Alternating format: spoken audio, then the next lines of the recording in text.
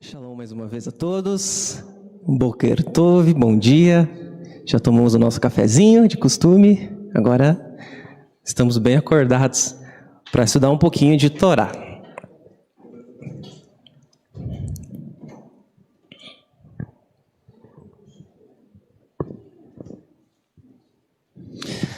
Hoje nós vamos falar a respeito de um mandamento quase não abordado e talvez um dos mais difíceis de a gente cumprir. Até comentei com o irmão José Antônio, que esse mandamento, ele permeia toda a nossa vida, toda a nossa conduta e toda a nossa prática de Torá, toda a nossa interpretação de Torá. E essa é uma frase que geralmente ela é escrita no Parohet, a cortina que fica nas sinagogas cobrindo o Aron HaKodesh. Ela é uma das frases. Na verdade, nós temos algumas outras frases e que, dependendo da sinagoga, é utilizada. Mas essa é uma frase muito forte, muito importante, que ela remete, então, a um mandamento, que é Da lifnei mi ata omed. Então, o tema do nosso estudo nessa manhã é saiba diante de quem você está. E aí eu falei que esse é o maior mandamento porque isso tem que nos acompanhar 24 horas por dia. Não só na sinagoga, não só no serviço, mas continuamente, constantemente, em tudo que nós fazemos. Essa consciência tem que permear nossas mentes e os nossos corações. E se eu pudesse dar um subtítulo, um segundo tema, um tema secundário para esse estudo, seria a diferença entre o santo e o profano. Eu não sou uma pessoa muito sensacionalista, eu não sou daquele tipo que fala assim, não, Deus falou comigo, Deus me disse isso, Deus me falou aquilo. Não. Por outro lado, eu também não sou uma pessoa cética e que ignora os sinais de Hashem. Então, no Shabat passado, antes mesmo de receber o convite aí do Orochi para trazer esse estudo, eu lembro que eu estava conversando com o Yaakov, eu estava olhando um desenho, uma imagem no Sidur dele, e aí ele comentou comigo, essa imagem ela significa aquela frase, saiba diante de quem você está. Eu falei, legal. Depois, quando veio o convite e eu entendi o tema que eu iria trazer, eu lembrei da conversa com o Yaakov e falei, opa, peraí, talvez seja um indício. Não estou dizendo que é, não estou dizendo que Deus falou comigo. E durante a semana eu estava refletindo sobre essa diferença do santo e do profano, e quando chegou sexta-feira, um canal no YouTube que eu acompanho o podcast, estava ao vivo com o seguinte tema: a diferença entre o santo e o profano. Eu falei, opa, não estou dizendo nada, mas serve de reflexão. Uma coisa importante que eu queria dizer hoje para os irmãos é que esse conteúdo vai ser um pouco exortativo, um pouquinho pesado, porque nós vamos abordar a lei judaica. E a lei judaica ela é muito direta, ela expõe as coisas de uma forma muito clara, às vezes de forma agressiva, e não tem muita preocupação com o que as pessoas vão pensar. Mas o importante de você ter consciência nessa manhã é que nenhum tema aqui vai ser direcionado específico para alguém. É uma coisa geral e que primeiramente me atinge. E que eu mesmo sou alvo de toda essa reflexão, de todo esse conteúdo. E realmente eu pensei, puxa vida, será que eu sou a pessoa certa para falar sobre essas coisas? Vai ter que ser eu, mas... Então, irmãos, quando eu mencionar algumas coisas, por favor, não se sintam ofendidos, tá bom? Bom, então essa reflexão ela vai se dividir basicamente em 3 partes. A primeira parte eu vou abordar um pouquinho da Parashá Shemot, até para criar um pano de fundo para aquilo que a gente vai falar. Não vou me delongar muito, senão o Orochi vai ficar bravo, ele vai achar que eu estou fazendo a Parashá Shemot novamente. Mas vai ser importante a gente refletir sobre algumas coisas. A segunda etapa nós vamos entrar no Kitsu Shulchan Aruch, que é o código da lei judaica. E aí nós vamos ler alguns textos, alguns artigos e tirar aí algumas reflexões dele. A gente não vai conseguir se aprofundar porque nós não temos tempo para isso. E a terceira etapa, se der tempo, nós vamos abrir para perguntas e respostas. Combinado? Baruch Hashem? Tá certo, então. A Parashá Shemot, ela traz para a gente o início da história de Moshe. O grande líder, talvez o maior líder do povo de Israel. E essa semana eu me perguntei sobre o que Moshe pensava. Sobre o que Moshe refletia. Em que sentido? no rumo, no direcionamento que a sua vida ia tomando. Olha só que interessante. Moshe, ele se vê na corte do Egito, ao passo que ele vê o seu povo sofrendo na escravidão do Egito. E a Torá menciona escravidão, mas os sábios entendem que a escravidão que Faraó impunha sobre os hebreus era com o intuito de matá-los. Não era só um sofrimento, só um serviço pesado, mas que o intuito era de matá-los. Então, Moshe está na corte, ao passo que ele vê o seu povo condenado à morte. E aí eu volto à pergunta, né? O que passava na mente de Moshe? Sobre o que ele refletia? E aí claramente veio para mim Yosef. Seria meio óbvio, porque ele conhece a história de Yosef, ele conhece a história de gerações anteriores e ele começa a ligar talvez as coisas, começa a fazer uma conexão. Horas, em uma época onde o meu povo estava sentenciado à morte, Deus levantou Yosef, colocou na corte do Egito e ele foi uma salvação para o povo hebreu. Então a lógica é que eu estou aqui para que Deus também realize a mesma coisa. E apesar talvez dessa ótica clara, objetiva, ela é muito pontual e ignora as diferenças grotescas entre Yosef e Moshe. Por exemplo, Yosef, ele cresce como hebreu. Moshe, ele cresce como um egípcio. Yosef, ele sai de uma condição de criminoso, porque ele tinha sido condenado pela situação com a esposa de Potifar. Ele foi visto como um criminoso, foi condenado. Só que dessa condição de criminoso, ele se torna o governador do Egito e ele se estabelece na terra. Já Moshe é o contrário. Ele está na corte, aí de repente ele se envolve com um homicídio, ele se torna um criminoso e ele tem que fugir da terra. E aqui a gente consegue extrair uma lição muito interessante. As expectativas de Moshe foram frustradas. Então, peraí, aquilo que eu pensei ao meu respeito, que Deus tinha me escolhido para esse mesmo propósito que ele executou na vida de Yosef, na verdade, não é verdade. Eu estava enganado e as suas expectativas são frustradas.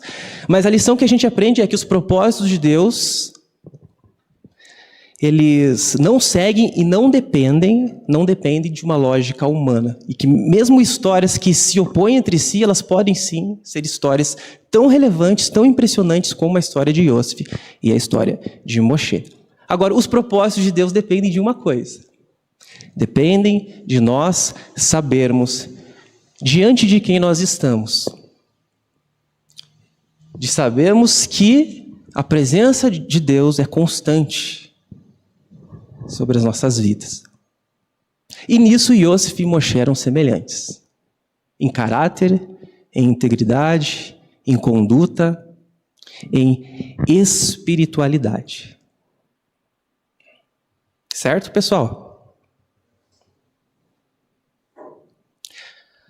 Agora nós vemos alguns males da nossa geração. Principalmente, talvez, na juventude. E eu volto a falar o que eu falei no início, né? O que eu vou mencionar aqui não é conteúdo direto, especificamente aqui para a sinagoga, mas uma coisa abrangente. E algumas características que eu relacionei aqui da geração que nós estamos. Postura, conduta, atitude de pessoas com quais nós nos relacionamos. Hoje, quando eu converso com alguém, geralmente eu constato que as pessoas têm resposta para tudo. As pessoas sabem de tudo. A opinião delas é o que vale. Não aceitam conselhos, não admitem erros, não aceitam disciplina, não sabem ouvir não, insubmissão, justificam suas atitudes com aquela frase, não dá nada, não tem nada a ver. Orgulho, vaidade, arrogância, prepotência. E um mundo que gira em torno de si próprio. Então essas características elas são totalmente opostas à de Yosef e à de Moshe. E são características que vão invalidar qualquer propósito que Hashem possa ter na vida de alguém, a não ser que haja mudança, a não ser que haja arrependimento. E a respeito dessa arrogância, desse orgulho, Talmud, na Ética dos Pais, Quem tiver o Sidur pode abrir na página 427, Pirkei Avot, capítulo 3, no verso 1.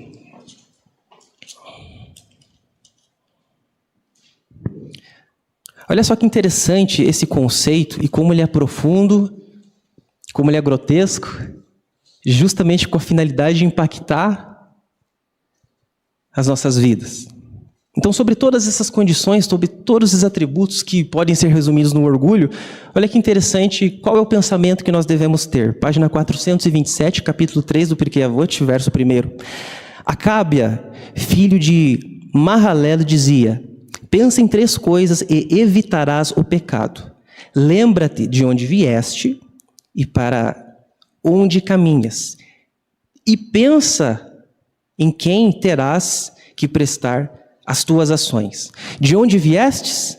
Da vil matéria. O teu fim? O túmulo, lugar do pó, da podridão e dos vermes. E a quem prestarás contas? Ao Rei dos Reis, o Santo, bendito seja Ele.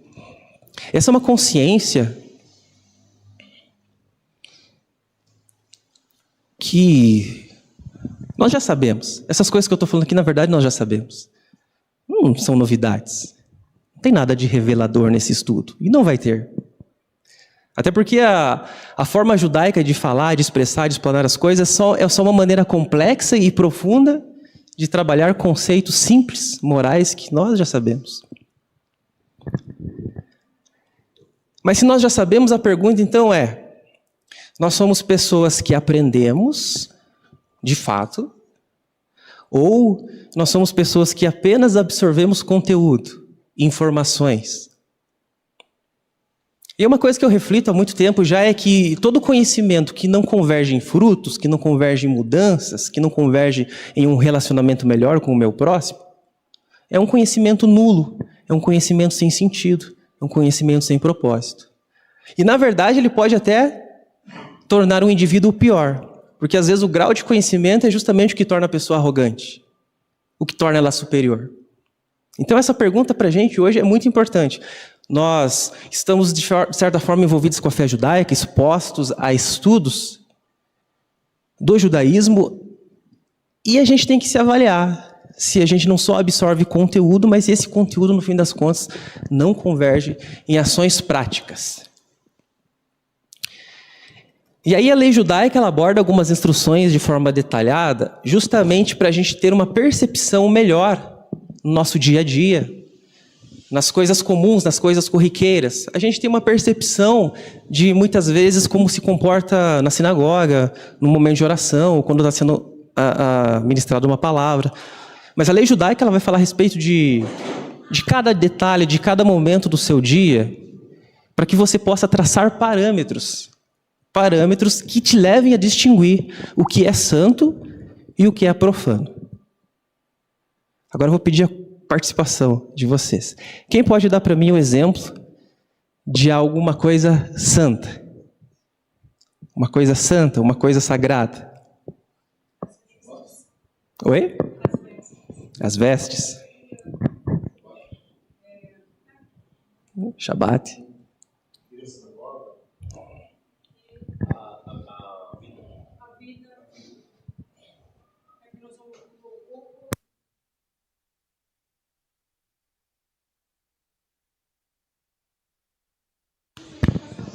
Tá bom, então.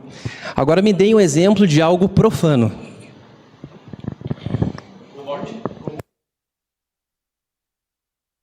Profano e comum têm uma relação muito íntima e que podem significar a mesma coisa dependendo do contexto que a gente aborda. Mas podem dar um exemplo, comum ou profano. Por exemplo, promiscuidade. Prostituição. Interessante. Existe uma discrepância entre o Shabat, a santidade do Shabat, e a promiscuidade. Não existe? São lados extremamente opostos. Ou seja, a escuridão está de um lado, a luz está de outro. O que é ruim está de um lado, o que é bom está de outro, e é muito perceptível. Mas eu fico com a opinião do Mark. Porque na interpretação judaica, o profano, na verdade, é o comum. A imoralidade, a prostituição, promiscuidade, tudo isso que foi dito, é um extremismo, é pecado, é profano, é. Mas o profano, ele começa muito antes, nos mínimos detalhes. Vou dar um exemplo do que é profano dentro do contexto judaico. No Shabat, eu estou dentro da sinagoga e eu começo a falar a respeito de uma série da Netflix. Isso é extremamente profano. Por quê? Porque você tratou o sagrado, o santo, de forma comum. Esse ambiente é para você lembrar diante de quem você está. Será que diante de Hashem, será que diante do Mashiach nós iríamos falar sobre séries da Netflix? Parece um assunto bem tranquilo, né? Não, mas é uma série legal. É até uma série judaica do que eu estou falando aqui. É The Chosen. Mas será que na presença de Hashem a gente falaria tais assuntos? Hashem falou para Moshe: ninguém consegue me ver, estar diante de mim e sobreviver. Então o que acontece? A relação entre o santo e o profano é tão íntima, é tão próxima, que muitas vezes ela se torna imperceptível. E a gente começa a agir de forma profana, sem nem perceber. Por exemplo, amizades, relacionamentos, consumo. Eu tenho uma dificuldade, eu vou falar a verdade para vocês. Às vezes o que a gente consome na internet, porque as coisas não têm muito filtro, né? Hoje você se propõe a assistir uma coisa e às vezes o comodismo vai te levando e você senta no sofá e você começa a ver short, reels, e você vai passando e quando você vê você está cheio de informação, cheio de coisas negativas e aquilo te prejudicou espiritualmente. Você pode fazer um teste. Faça um teste. Fique ali uns 15 minutos, 20 minutos assistindo short no YouTube. E assim que você terminar, levanta e vai fazer uma oração. Você vai sentir que o céu ele está de ferro, ele está de bronze, que a tua oração não sai da tua boca. Porque a conexão com Deus está tão distante, ela está tão perdida. E aí, se você for ver o que você estava consumindo ali no YouTube, talvez não eram coisas imorais, não era pecado, não era uma transgressão. Lugares, ambientes. E a gente também não precisa pensar de forma extremista, né? Quando a gente fala em lugares e ambientes, a gente já começa a pensar assim, não, bares, boates. Não necessariamente.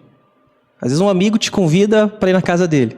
E você chega na casa dele e o ambiente é extremamente negativo. As conversas, às vezes o que a pessoa está assistindo na televisão. E é interessante que, se você tem Urua HaKodesh na sua vida, de certa forma você vai ser incomodado. Mas o ensino que a gente aprende na palavra é: não resistam Urua. Não conflitem com ele. Porque facilmente ele desiste. Ele facilmente desiste de contender com você. Então, se você põe um filme para assistir, e de repente sai um palavrão, e de repente sai uma nudez, e você fala assim: não, eu vou pular essa parte, eu vou continuar aqui, mas não vai aparecer mais nada. Então você já contendeu com Urua, você considerou que aquele momento comum de assistir um filme não tem nada de errado, você negociou princípios, negociou valores, e aí o que acontece? Urua, ele sai. Isso é para a gente entender que então o santo e o profano eles se relacionam de uma forma muito íntima, muito próximas. Um rabino dos nossos dias, não vou mencionar o nome, porque ele é bem conhecido, tem trabalho na internet, mas ele falou uma coisa bem interessante, eu memorizei, guardei. E ele fala a respeito do ser judeu, da essência do ser judeu. E que isso tem muito mais a ver com a ação e a reação que o judeu tem diante das diversas situações e realidades de vida, do que o estereótipo, a cultura, a tradição judaica. É interessante que ele fala o seguinte: você vê uma pessoa de kippá, de roupa preta e branca, com tzitzit, aí você vai conversar com ela, mas você não precisa perguntar o sobrenome dela, qual que é a sinagoga dela. Não, em 5 minutos de conversa das coisas cotidianas, você já sabe se ela é ou se ela não é de fato um judeu. E isso, de certa forma, é profundo, porque a conversão acaba sendo vista de forma muito superficial. E a conversão ao judaísmo, ela é, de certa forma, demorosa. Tem pessoas aí que eu conheço que estão há 10 anos tentando um processo de conversão e ainda não conseguiram. Por quê? Porque é fácil você colocar um talit, é fácil você comprar um tefilim, é fácil você aprender um pouco de hebraico, rezar, é fácil. Mas lá fora, no dia a dia, você ter ações e reações condizentes com a Torá, a ponto de você identificar a pessoa e falar assim,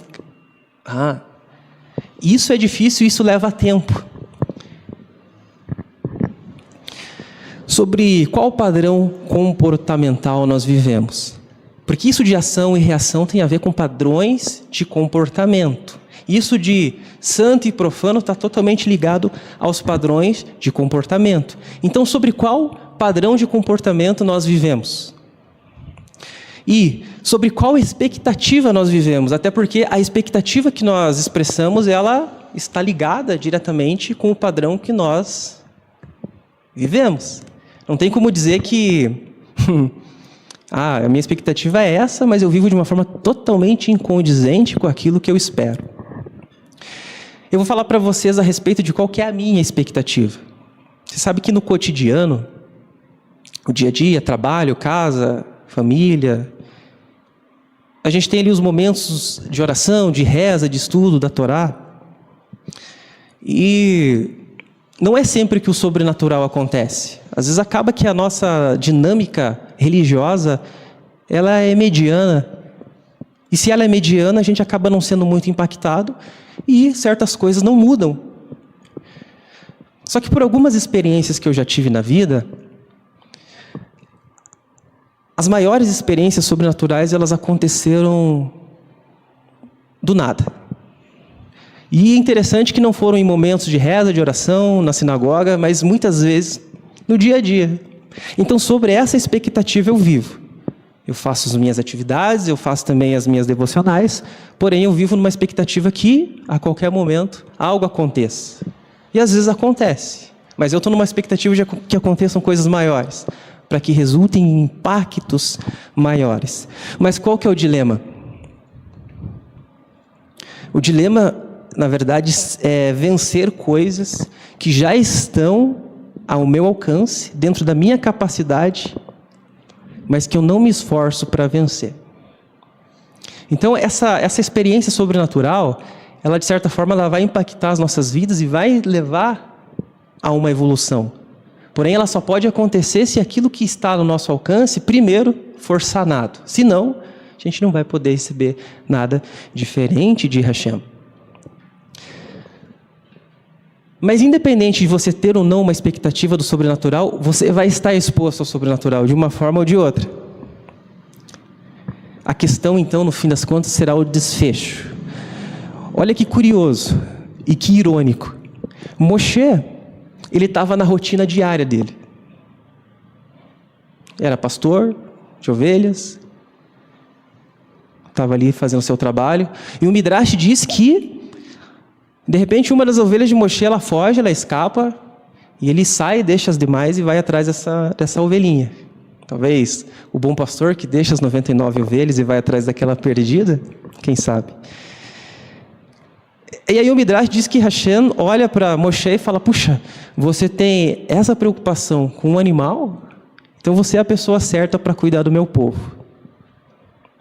O resultado, o desfecho? A sarça ardente. A sarça ardente, o fogo que arde na sarça e que não consome, e que aquilo é impressionante, é o sobrenatural que atinge a vida de Moisés no cotidiano. Moisés não estava rezando, Moisés não estava estudando, não estava em atividades espirituais, mas a vida dele era espiritual e ele trazia o santo para o dia a dia. Agora você quer ver um contraponto de pessoas que seguiram o caminho oposto ao de Moshe? Nadav e Avihu. Olha, diferentemente de Moshe, que estava no cotidiano, Nadav e Avihu, eles estavam tentando prestar um serviço ao Eterno. E o resultado também foi fogo, da mesma forma que com Moshe. A questão, no final das contas, é o desfecho, vida ou morte. E é irônico porque Moshe foi santo no comum e Nadav e Avihu foram profanos no sagrado.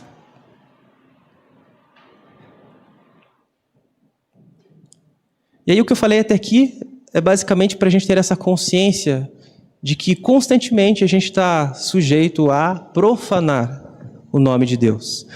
Constantemente, nas atitudes mais sutis, na hora que eu vou ali tomar um cafezinho,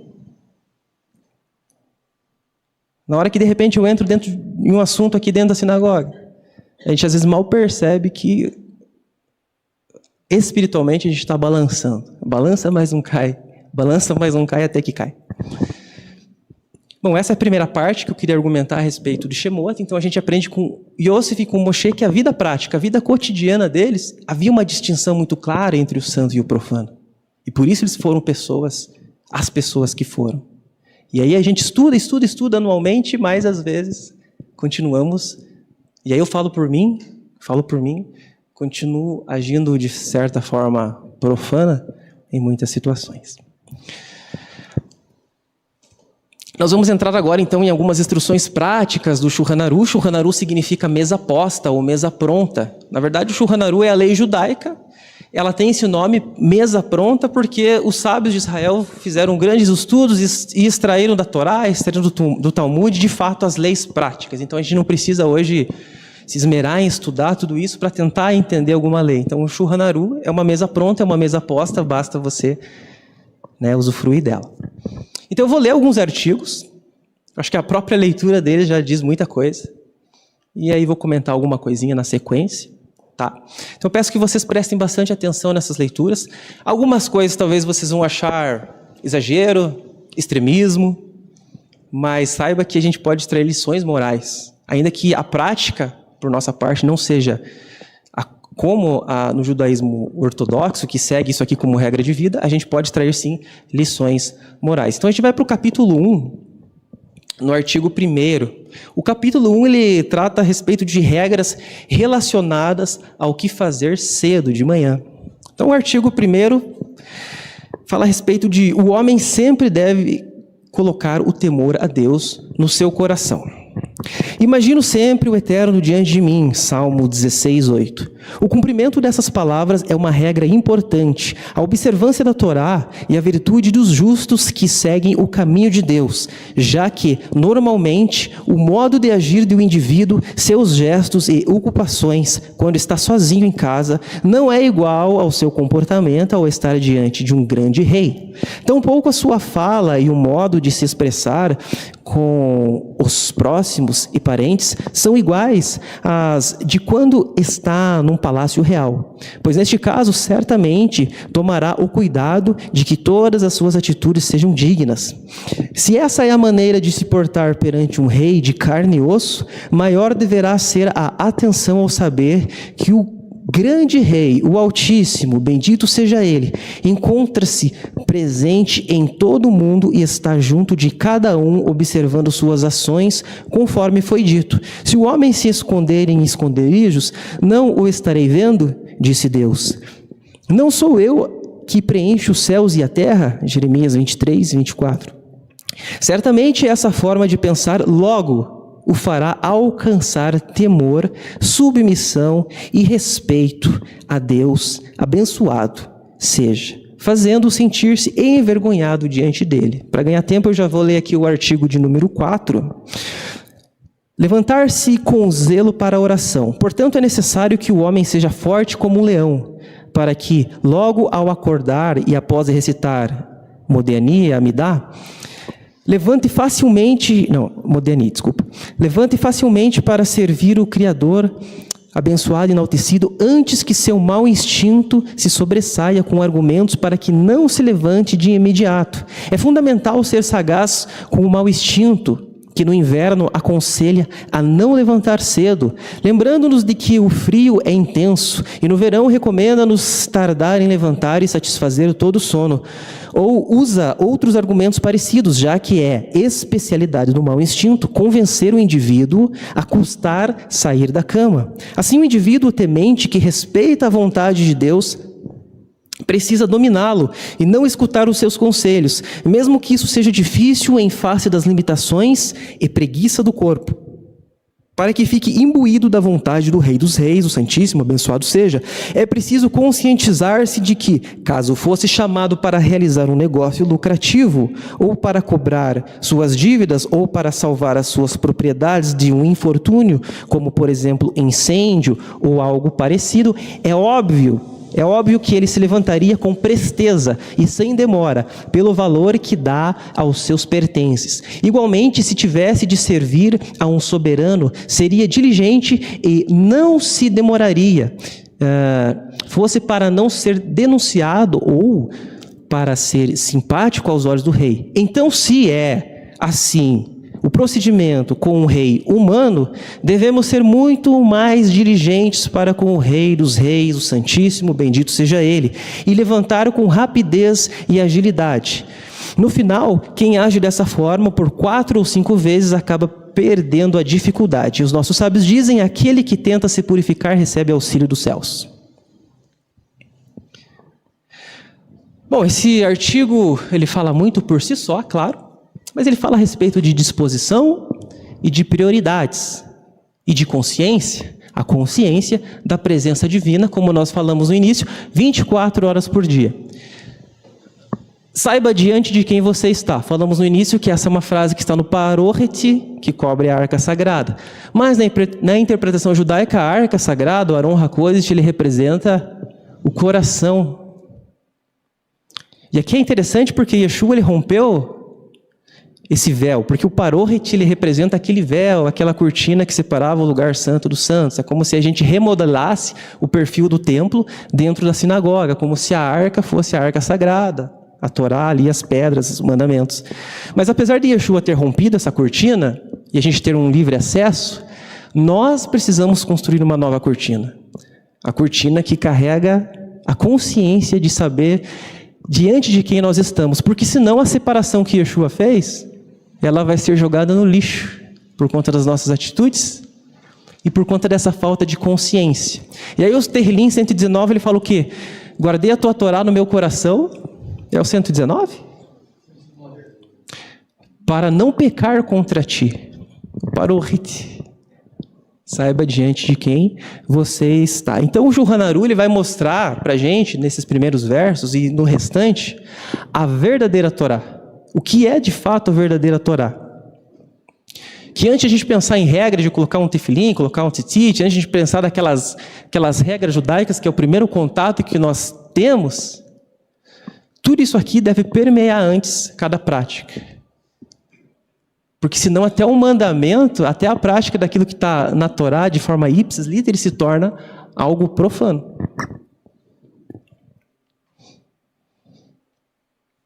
Essa consciência ela deve trazer no nosso interior temor a Deus, que vai resultar em uma conduta aprovada nos mínimos detalhes. Então você vê a vida judaica se preocupa como que você levanta da cama, como que você vai no banheiro, quais são as suas primeiras atitudes ao acordar, ao abrir os olhos. Vamos ser sinceros, na prática. Como que é o nosso dia a dia? Como que é a nossa rotina?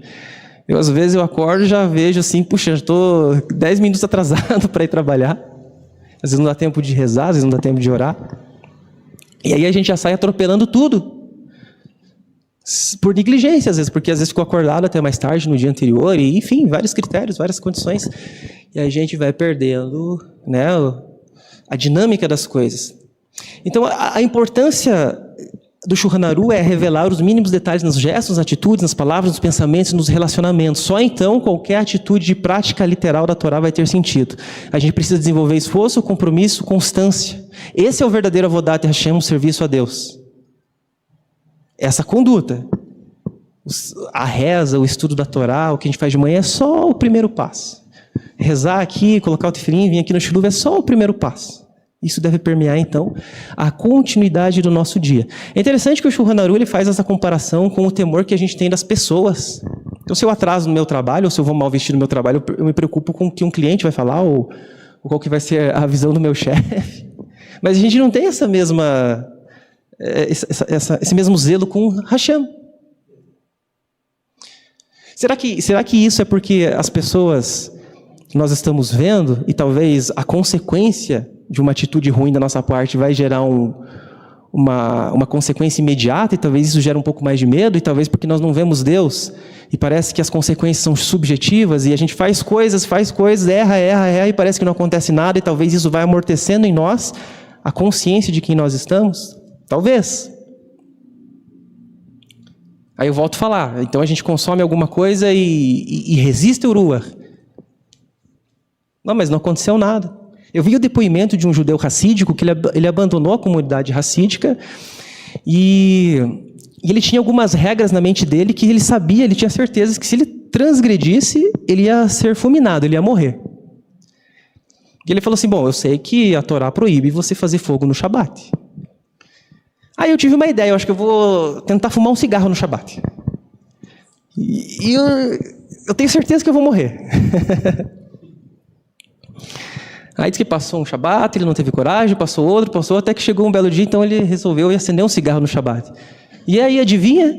Ele fumou o cigarro dele, acabou o cigarro, ele falou, não aconteceu nada, eu estou vivo. O que os meus rabinos ensinaram, o que eu aprendi a vida inteira é uma mentira. Mas constatando que era uma mentira, eu pergunto para vocês, ele foi fulminado ou não? Ele morreu ou não morreu?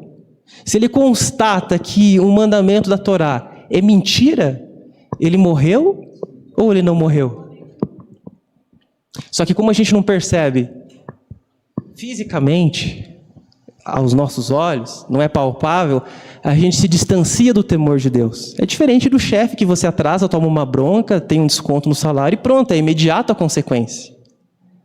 Aquele homem que foi apanhado colhendo gravetos no Shabat, qual que foi o resultado? Sentença de morte, pena de morte, aquilo causou um temor enorme no povo, e aquilo não se repetiu. Mas a falta desse castigo, dessa punição imediata, faz com que a gente olhe para Deus como um Deus que só nos ama, e que está tudo bem, que Ele releva, e está tranquilo, e não está tranquilo. Capítulo 3, artigo 1º. Vestir-se modestamente. Está escrito, e serás discreto no caminhar com teu Deus, Miqueias 6:8. Assim sendo, o indivíduo deve ter hábitos recatados ao vestir-se ou despir-se. Não deve ficar nu, devendo despir-se deitado debaixo das cobertas. Ele não deve pensar, estou sozinho no meu quarto escuro e ninguém está vendo, pois o Santíssimo bendito seja, preenche toda a terra com sua honra. Para ele, abençoado seja a escuridão e a claridade são visíveis. O recato e o pudor levam o indivíduo a ter submissão a ele, abençoado seja. Então a gente vê um critério aqui alárrico, em que a nudez não é permitida nem para a pessoa que ela está sozinha, dentro de casa, dentro do seu quarto, exceto ali quando a pessoa vai tomar banho, mas assim, é a mínima concessão. A gente não pratica isso. A gente não está falando aqui que você tem que praticar isso. Mas você consegue entender o quanto de cercas a tradição judaica traz, para que você não venha cair nessas outras coisas que a gente falou anteriormente. Porque, como eu disse, né, o limite entre o santo e o profano ele é imperceptível. Então você coloca cercas para você não correr o risco de caminhar perto desse precipício e não cair. Continuando, capítulo 3, artigo 2º. Não é permitido seguir o costume dos gentios, nem imitá-los, no que se refere a vestimenta, penteado ou outras similaridades, conforme foi dito. E não seguireis os costumes dos gentios, Levítico 20:23, e mais, e nos costumes deles não seguireis. Deuteronômio 12:30. Não se deve vestir trajes que os gentios especificamente usam para ostentação, como vestimentas de nobreza.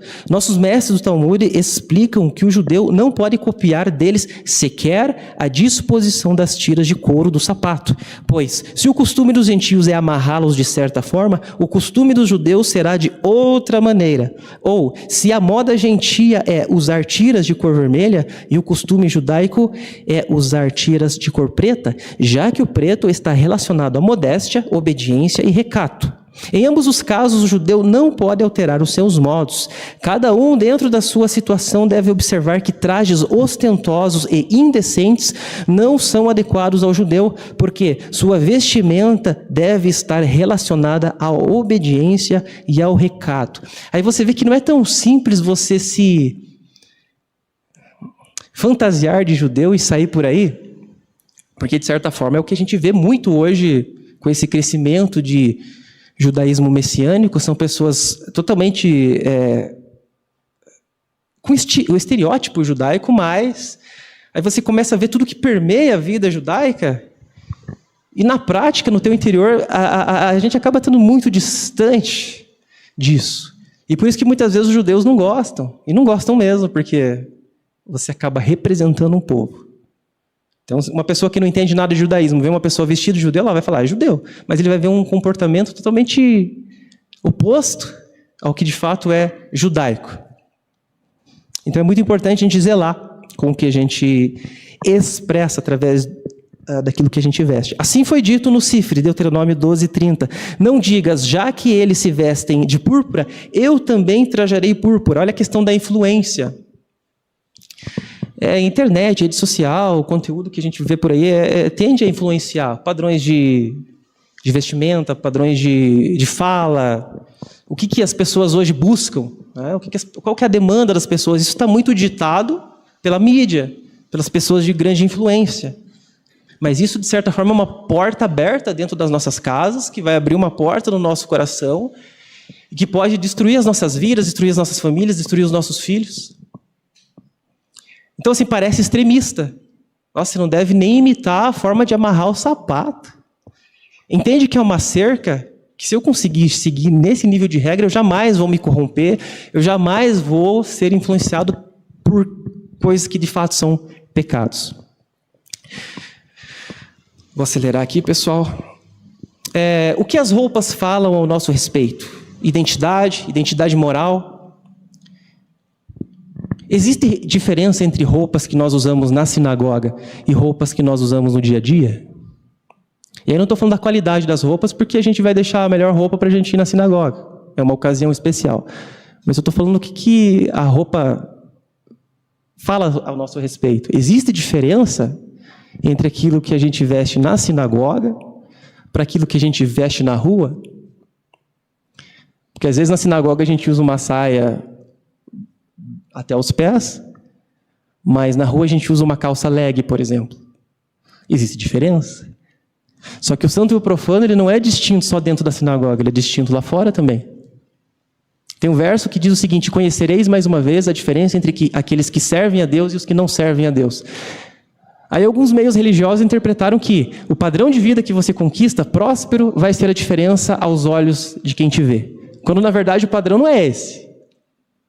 Haverá mais uma vez diferença. Na forma que uma pessoa se veste, na forma que uma pessoa fala, numa forma que a pessoa procede, e ela serve a Deus, diferença entre a outra pessoa, na sua conduta, no seu modo de falar, de se vestir, pois ela é uma pessoa que não serve a Deus. E é comum a gente ver hoje uma pessoa que professa uma fé, mas que você não vê distinção nenhuma entre o santo e o profano.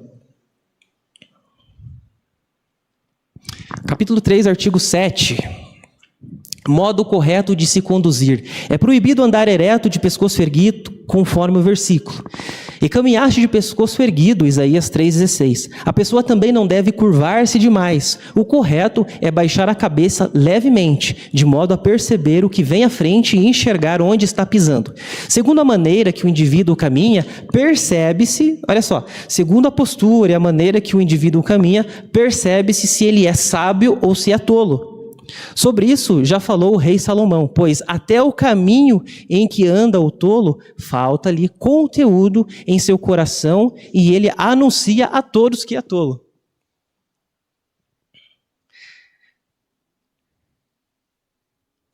Que leitura é feita ao nosso respeito? Quando as pessoas olham para nós, o que elas pensam? Qual é a leitura que elas fazem?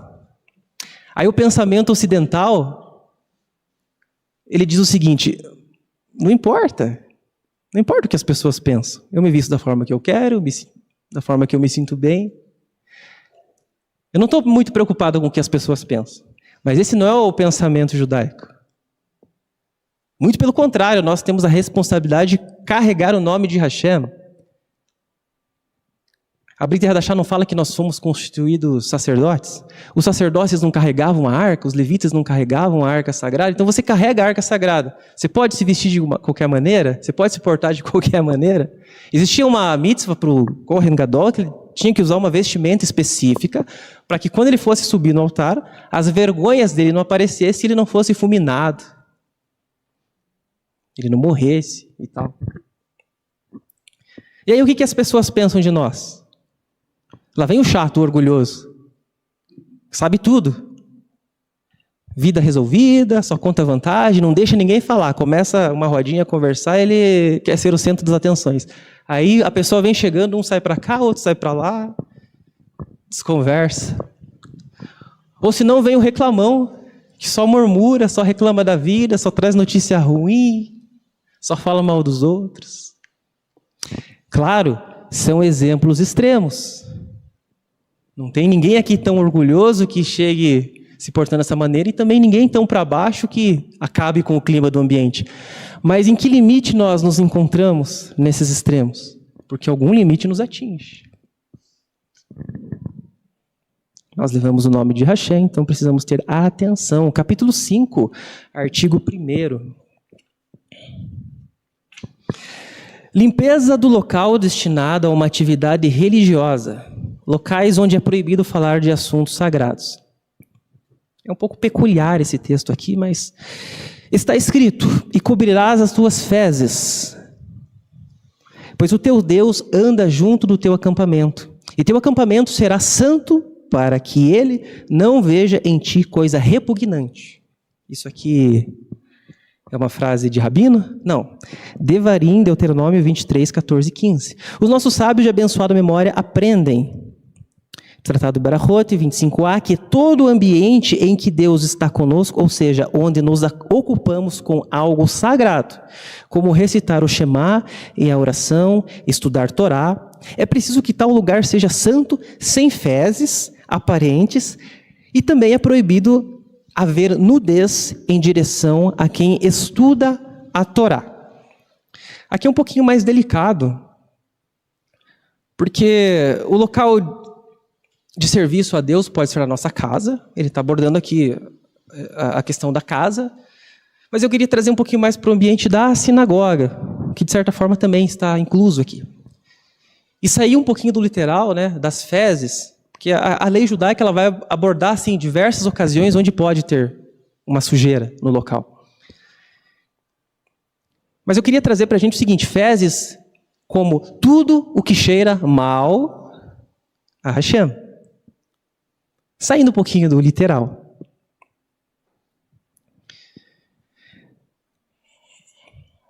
Eu já tive a oportunidade de entrar em algumas sinagogas, frequentar algumas sinagogas. Já tive a oportunidade de estar no meio ortodoxo, meio racídico. E eu posso dizer assim, é muito diferente. É muito diferente o sentimento que você tem dentro de um ambiente desse. Por qualquer coisinha você é repreendido. Então, pessoas que não gostam, às vezes, muito de ser chamadas a atenção, elas vão ser chamadas a atenção, elas não vão gostar. Mas, assim, é um ambiente que proporciona toda a conexão justamente por respeitar esse ambiente. E aí, o que a gente vê, às vezes, né, de errado dentro do ambiente de sinagoga? Trazer comida para dentro da sinagoga, que é uma lei judaica, que é proibido você comer dentro da sinagoga, a não ser que você esteja dentro da sinagoga para estudar Torá. E claro, para você fortalecer o seu corpo e se dedicar no estudo, aí você pode comer alguma coisa. Fora isso, deu intervalo, a gente vai tomar um cafezinho. Pega o cafezinho e vem para dentro da sinagoga. Será que eu estou sendo extremista? Será que a lei judaica é extremista? E isso pode parecer, ou pode cheirar como fezes. Não pela causa e pelo fato imediato, mas o que isso revela e como isso se desdobra nas nossas atitudes.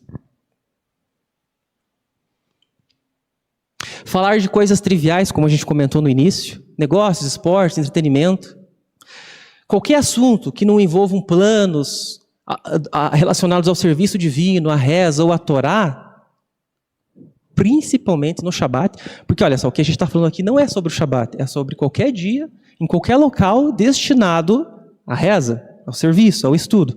Agora, se você convergir isso aqui para a sinagoga e para o Shabat, você levantou a régua, você potencializou a santidade e a responsabilidade. Então nós ficamos muito mais expostos ao fogo, que vai trazer vida ou morte. E aí eu tenho sentido muita tristeza a respeito de mim mesmo, porque eu vejo que eu já, no passado, já fui muito mais zeloso com o Shabat.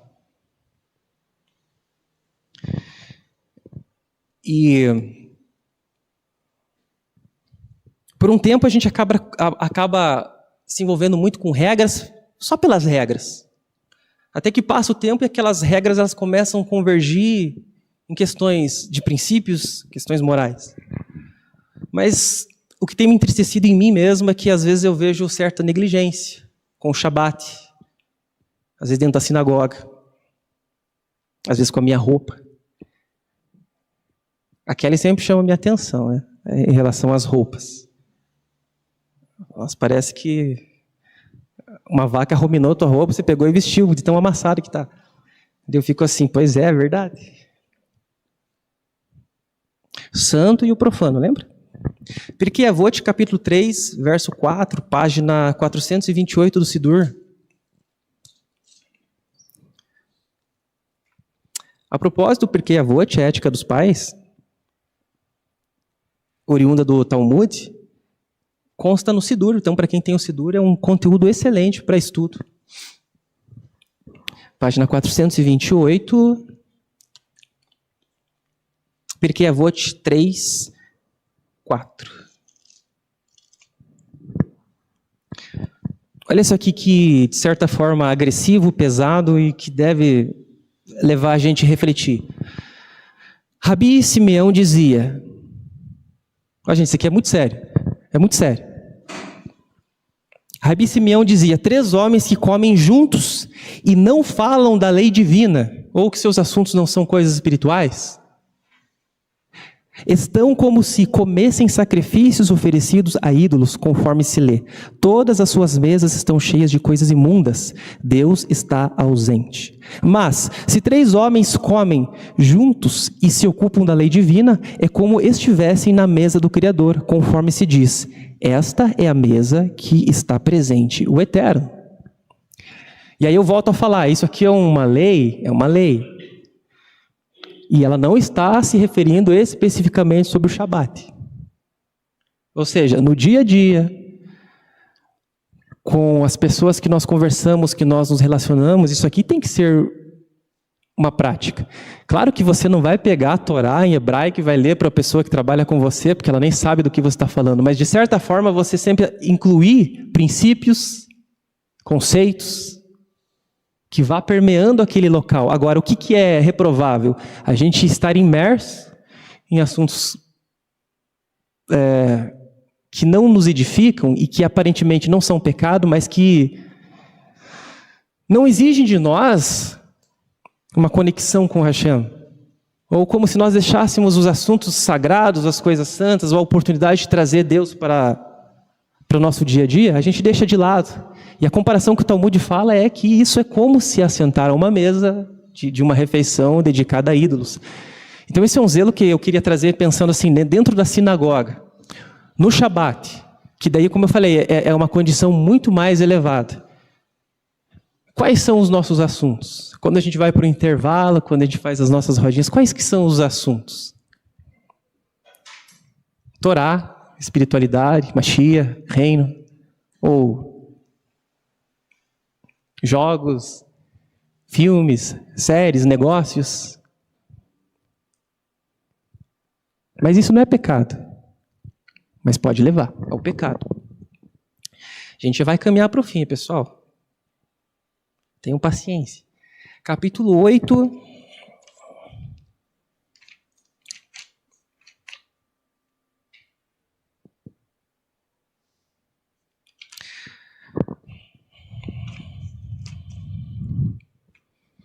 Capítulo 8, artigo 2, o que é proibido fazer do amanhecer até a conclusão da oração? Proibições antes de rezar. Tá. Comer e beber antes da oração. Também é proibido comer ou beber antes da oração, conforme foi dito. Não comerás sobre o sangue, ou seja, não comerás antes de pedires pelo teu sangue, tua vida. Todo aquele que come e bebe antes de rezar é assim citado pela Escritura. 1 Reis 14:9. E a mim deixaste para trás de tuas costas. No lugar de tuas costas, leia a tua predileção.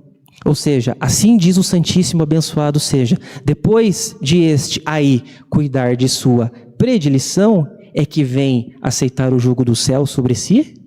Antes da oração é proibido beber até mesmo café ou chá com açúcar e leite. Porém, no caso de um idoso e fraco que não aguenta esperar o fim da oração na sinagoga, especialmente nos dias de reza prolongada, como no Shabat e Yom Tov, é melhor permiti-lo fazer o shaharit sossegado em casa, recitar o Kiddush e alimentar-se. Ainda assim, mesmo numa condição de fragilidade, a permissiva não é deixa ele comer antes. Não, a permissiva é antes de vir para a sinagoga, deixa ele rezar antes, para daí comer.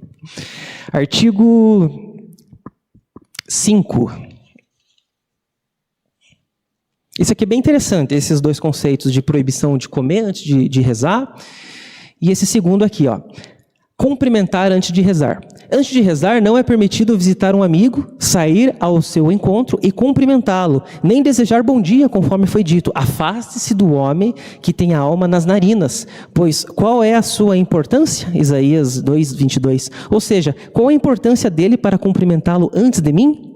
No caso de encontrar casualmente com um amigo, pela lei é permitido cumprimentá-lo. Contudo, o mais correto é falar de forma diferenciada para que ele perceba que agora não pode ocupar-se de outras coisas por não ter ainda rezado. Aí tem algumas coisas que a gente pode extrair daqui, que a gente pode aprender daqui, né? O Orochi não vai proibir ninguém de tomar um cafezinho aí antes do serviço, nem proibir de dar bom dia, mas às vezes existe sim uma inversão de prioridades. Às vezes a gente chega na sinagoga muito mais com o desejo de reencontrar o irmão, colocar a conversa em dia, de tomar aquele cafezinho antes do serviço. A gente chega com essa prioridade e o serviço, de fato, ele é secundário. Como que a gente percebe isso? Principalmente a gente que está aqui para conduzir a liturgia.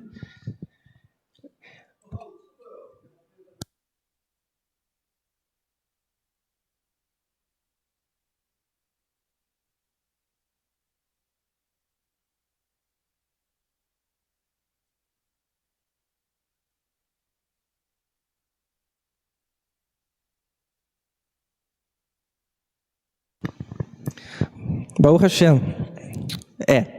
Isso mesmo. A seriedade, né, do que ele portava, não podia correr o risco de sofrer qualquer influência. E a mensagem chegar de forma comprometida, ou ele ser influenciado. Por exemplo, eu preparei esse estudo aqui. Não foi uma coisa que eu escolhi falar. Até porque é uma coisa que bate bastante em mim. Aí a gente chega na sinagoga, a gente olha para a cara do Kalev, mas nossa, o Kalev é um menino bonzinho. Como que eu vou falar essas coisas aqui?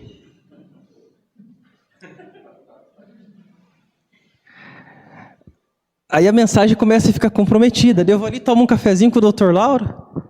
Mas o Dr. Lauro é muito gente boa. Como é que eu vou falar isso aqui? Ele vai ficar chateado comigo. Mesmo que não seja uma coisa direta, específica, que atinja a vida dele, ele não vai achar legal.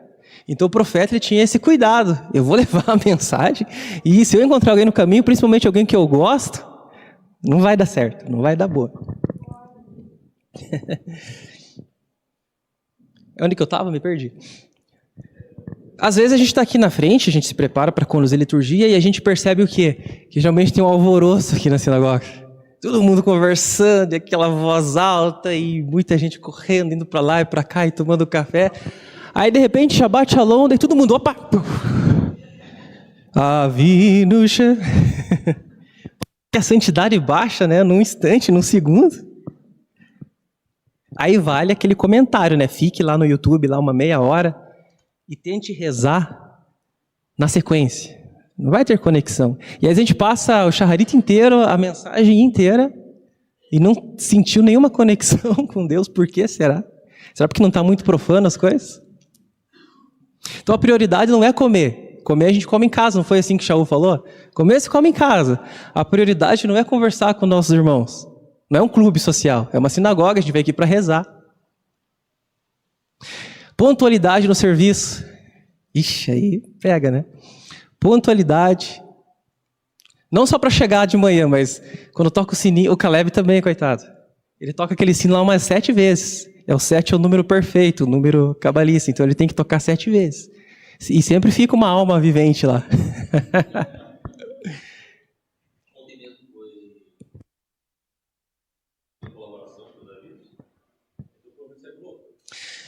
Josane, pesa nas palavras aí. Está sobre você a responsabilidade dos anúncios. Mas é importante, pessoal. Parece brincadeira, mas quando a gente conecta com aquela ideia de santo e profano, a gente vê que a gente acaba se distanciando muito do padrão judaico.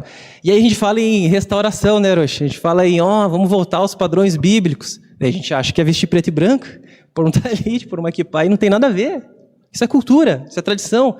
São práticas associadas ao mandamento, mas se torna muito mais uma tradição, sendo que o mandamento por trás, na verdade, quando eu fui comprar esse talite, para casar, para o casamento. Infelizmente, como eu importei de Israel, ele não chegou a tempo, então eu casei com um talite emprestado, que tinha que ser um talite diferente. Esse aqui chegou depois.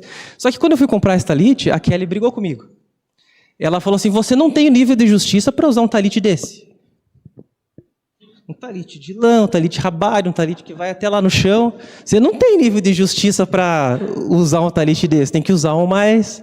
Ou são suas esposas, maridos. Eu estou tentando, não é fácil. Só que eu não me dei por satisfeito.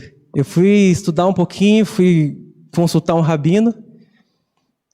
Aí ele falou, é justamente o contrário. É justamente o contrário.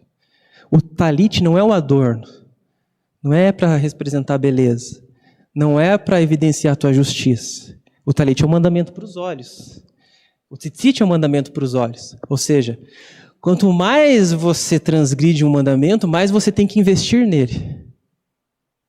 Aí eu achei esse aqui até pequeno.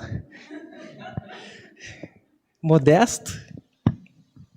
E aí que tá, a gente usa às vezes um adorno, um estereótipo, e não se relaciona com o mandamento, com o princípio moral por trás dele. Uma coisa interessante, a gente até pensar em pôr em prática no Shabat, na sinagoga, que é costume em outras sinagogas, é chegar um pouquinho mais cedo, uns 15 minutinhos antes, entrar aqui, ler um salmo. Evita conversar com as pessoas. Vai lendo um salmo, as mulheres. Os homens que não estudaram a Torá durante a semana, pega a 7ª aliá, que é a aliá do dia, do Shabat, faz a leitura dela. Aí quando começar o serviço, você já está um degrau acima. Você já está um pouquinho mais próximo. Eu vou encerrar aqui, eu vou abrir no final para perguntas. Não sei.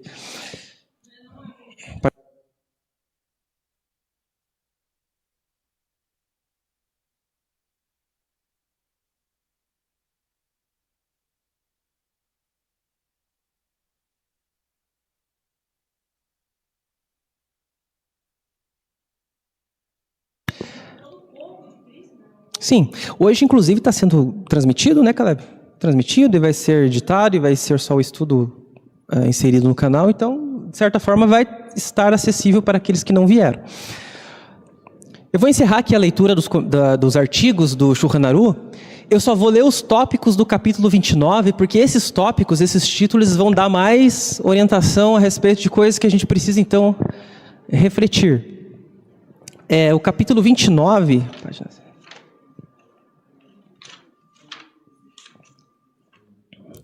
O capítulo 29 do Shulchan Aruch aborda boas maneiras. Então, os tópicos que a gente precisa também estar refletindo, não temos tempo para falar sobre isso, mas, olha só, diferentes temperamentos entre os homens. O melhor comportamento é o equilíbrio.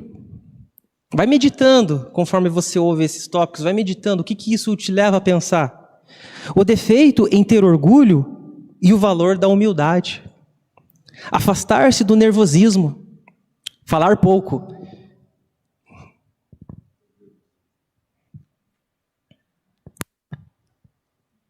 Evitar brincadeiras e ficar satisfeito com o que tem. É até interessante os pais, né, as crianças. A Saré é uma sinagoga muito abençoada, porque tem muitas crianças. E é uma coisa muito bonita no serviço quando as crianças vêm aqui na frente, recebem a bênção. Mas mais bonito do que isso é a instrução que os pais dão para os filhos. E esses princípios têm que vir já de cedo. Então, às vezes a gente vê as crianças correndo, brincando, e é saudável, mas elas precisam entender a diferença entre o santo e o profano desde já. Porque senão é só bonitinho colocar o talite, abençoar, mas aí cada um por si. Inclusive no cortejo da Torá, às vezes a gente vê as crianças seguindo, mas é um passando a rasteira no outro, um puxando o cabelo do outro. Então, tipo assim, não é uma brincadeira. É o cortejo da Torá, é o santo. Mais alguns tópicos. Evitar a arrogância. Não tentar adquirir méritos por meio de brigas. Juntar-se aos justos. Apegar-se aos sábios da Torá. Amor para com os irmãos. Aqui diz amor para com os judeus, mas amor para com os irmãos. Proibição de sentir ódio de outra pessoa. A proibição de evocar uma punição divina para alguém. Sabe? Você vai ver, Deus vai pesar o negócio. Advertir o próximo. Advertir o próximo é uma mitzvah. Com humildade, né? com amor. Mas você vê, o irmão deixou o copo na sinagoga. Já não deveria nem ter entrado com o copo na sinagoga. Mas dá uma segunda chance para ele retificar, fazer techuvá. Irmão, leva o copinho, por favor. Não advertir quem não dá ouvido. E aí já é o outro lado. Se você já sabe que a pessoa não dá ouvidos, não perca tempo. Eu tive um líder numa sinagoga que ele falou uma coisa que marcou a minha vida. Assim. Ele falou o seguinte: se o teu roxo já não chama mais a tua atenção, não fique contente, não fique alegre. Pode ser que ele veja que para você já não tem mais jeito e não que você já evoluiu a tal ponto que não precisa ser repreendido. Proibição de humilhar o próximo. A gente faz brincadeiras, passa um pouquinho do limite. Eu brinquei com o Pedro uma vez no grupo, falei uma coisa lá, aí ele não gostou. Eu falei, puxa, que mancada. Ele ficou bravo? Ficou bravo? Eu pedi perdão e tal, daí a gente conversou, daí também tinha algumas coisas que eu estava chateado. E a gente tem esse costume, pelo menos eu com o Pedro, assim, a gente não deixa passar. Se numa coisa não está legal, não, vou falar. E aí a gente troca e aí a gente evolui e por isso a gente continua andando junto. Por que a gente separa? Por que vou sair da sinagoga, eu não gostei do que o Hiroshi falou. Falta de tolerância, falta de sinceridade, falta de verdade. E às vezes já acaba errando nisso aqui, Você faz uma brincadeira com a pessoa e aí você não sabe que aquilo que para você é inocente, você tocou na ferida, você tocou naquilo que é o trauma da pessoa. Atitude piedosa de perdoar. Como tratar viúvas e órfãos, evitar causar suspeita para a parte de terceiros, aceitar presentes. Amém. Encerramos o Shulchan Aruch por aqui, só umas considerações finais. Eu queria trazer 2 experiências minhas para vocês. Eu tive mais experiências de erros do que de acertos, mas eu queria trazer uma de acerto e uma de erro. Quando eu estava para casar, eu e a Kelly estavam ensaiando uma música para a gente dançar depois da cerimônia. E a gente estava fazendo isso após a Havidalah. Então terminava o serviço na sinagoga e a gente ia ensaiar essa música, só que era uma música secular. Então, claro, a gente tinha que sair da sinagoga e ir para um outro ambiente para poder fazer isso. Eu lembro que eu estava conversando com o pessoal e, de repente, as meninas que iam ensaiar com a Kelly trouxeram o som para dentro da sinagoga e soltaram a música. Eu lembro que eu saí revoltado, não sei, eu só tive a reação. Eu não pensei, não raciocinei, eu só saí revoltado e dei um grito lá. Vocês estão loucos? Vocês estão colocando o som, essa música aqui dentro da sinagoga? Aí me senti um tzadik. Não, a gente mais erra do que acerta. Aqui na Sarel mesmo, eu já errei muito em momentos onde, por exemplo, está sendo ministrado a Paraxá, eu estou lá fora conversando. Já cometi esse erro. E o Caleb é testemunha, né, Caleb? Eu estou pegando o Caleb hoje. E o Caleb é um tzadik, porque ele ia lá, ele fechava a porta assim na nossa cara e falou, eu estou aqui prestando atenção, vocês vão conversar longe. E aí a gente tenta santificar o profano, sabe por quê? Eu falava assim, não, mas a gente está aqui conversando de Torá. A gente está abordando a Paraxá dessa semana, a gente está tirando uma reflexão aqui. Você está morrendo. Desgraça. foram muito mais erros do que acertos da minha parte. E a gente precisa, então, criar ambientes sagrados, para sermos renovados, porque o Shabat, na verdade, é uma experiência que vai renovar a nossa conduta para a semana. Se o Shabat é profano, esqueça, a semana vai ser terrível, vai ser ladeira abaixo. Então a gente precisa criar esses ambientes para a gente ser renovado, nos princípios, na conduta, e também esse ambiente vai servir para outras pessoas novas que chegam e entram em contato com isso e sentem a necessidade de mudança, de reconhecimento. Uma outra experiência. Eu tenho tatuagens. É uma coisa que eu não gosto, que eu não me orgulho, que eu me arrependo, mas eu tenho tatuagens. Quando que eu entendi que tatuagem era uma coisa errada? Quando eu nasci do alto. Quando eu nasci do alto, dentro de mim fez sentido que isso não tem sentido. Que são buscas, vamos dizer assim, como o Shulchan Aruch diz, são demandas dos gentios. Os gentios se ocupam com essas coisas. Vou fazer uma tatuagem porque todo mundo está fazendo. Vou fazer isso porque todo mundo está fazendo, é o padrão. Então, quando eu nasci do alto, espiritualmente, internamente, eu entendi que não é legal. Mas para a gente entender um pouquinho a diferença entre lei e graça, a graça fez isso em mim. Intuitivamente, algo dentro de mim me fez ter uma perspectiva diferente. Mas quando que eu tive uma realidade de maior impacto em relação às tatuagens? Quando eu entrei em sinagogas ortodoxas. Porque você olha para um do teu lado, ele não tem tatuagem. Você olha para o outro, ele não tem. Você olha para o outro, não tem. E sabe o que dá vontade? De cobrir a tatuagem. Se você se enganou e entrou com uma manga curta, que os homens já não usam na sinagoga, você já está errando, aí você quer procurar uma cortina para se esconder atrás ali, esconder o braço, você sente vergonha. Por que as mulheres se sentem à vontade para sair com um decote? Por que as mulheres se sentem à vontade, os homens também, roupas justas, andar sem camisa, sei lá. Porque o ambiente que eles estão inseridos, e isso se tornou comum. E ali eu entendi pela lei qual que é o padrão que a gente deve criar em nosso redor, para que aquilo que vem de fora não consiga ganhar forças e influenciar. A gente vê alguns meios religiosos, infelizmente, que aceitaram essas influências e hoje você vê padrões tão discrepantes no culto, no serviço, que você não sabe distinguir aquilo que você vê lá fora, em termos de evento, em termos de visibilidade, de conteúdo, daquilo que você vê dentro de um templo religioso. Porque as concessões foram sendo feitas a longo prazo, de forma sutil, que virou uma coisa que hoje já não tem diferença alguma. Para encerrar, eu queria ler um texto, é curto. Foram palavras que quando eu acordei de madrugada, quinta-feira, de quinta-feira para sexta, eu acordei de madrugada e isso aqui veio meio que pronto na minha mente. E eu só anotei, eu queria ler para vocês. A grande dificuldade do religioso, e aqui religioso não é de uma forma pejorativa, não é religiosidade, mas o religioso, nós somos religiosos. A grande dificuldade do religioso é a transcendência, o encontro com a sarça ardente, o momento em que somos impactados pelo divino de forma transformadora. É o rompimento dos padrões de convicção intelectual e emocional, o desafio de encontrar sentido prático e profundo em uma teoria que aprendemos desde a infância, mas que ainda não evoluiu para uma mudança significativa em nossos padrões comportamentais. Embora cresçamos aprendendo lições bíblicas e até consigamos explicar a moral das histórias, muitas vezes não somos impactados e transformados por essas lições. Talvez isso aconteça porque ainda não enxergamos com clareza suficiente o verdadeiro mal que reside em nós. Essa dificuldade está intimamente ligada à capacidade de distinguirmos entre o santo e o profano, sobre o que o apóstolo Paulo nos ensina. E não vos conformeis com este mundo, mas transformai-vos pela renovação da vossa mente, para que possais experimentar qual é a boa, agradável e perfeita vontade de Deus. A mudança prática começa no reconhecimento. Algo incrivelmente difícil. Saber o que fazer e entender por que fazer.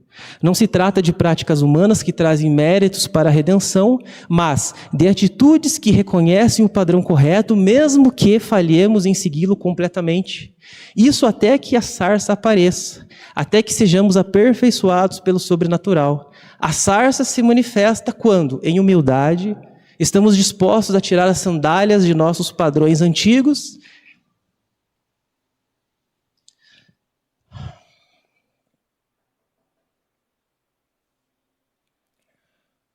e reconhecer o solo sagrado da presença de Deus. Saiba diante de quem você está. A última consideração, Orochi, prometo, a última.